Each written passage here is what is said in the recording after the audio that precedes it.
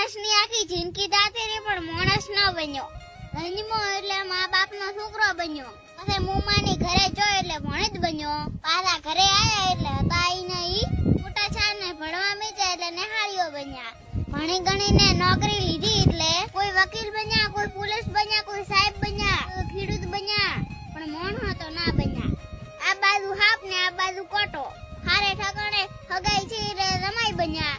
12 મહિના હગાઈ રી, બે હગા ભેળા છે, વિવાહ કરશો પા કે બોલાયા મહારાજ ને ગઢાયા મુરત એટલે લાડો બન્યા.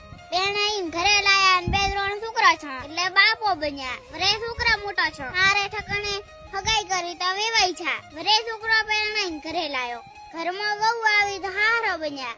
વરે છોકરાના છોકરા મોટા છે એટલે દાદા બન્યા. એક દાડા બેઠા હતા દાબીને થયો હા તો ટેડ જઈ જાતા રહ્યા. તો ચીડે દાદા ભૂપાને બોલાયો તો કે તમારો બાપ તમને નડે છે.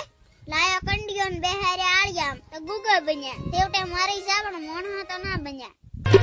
અભે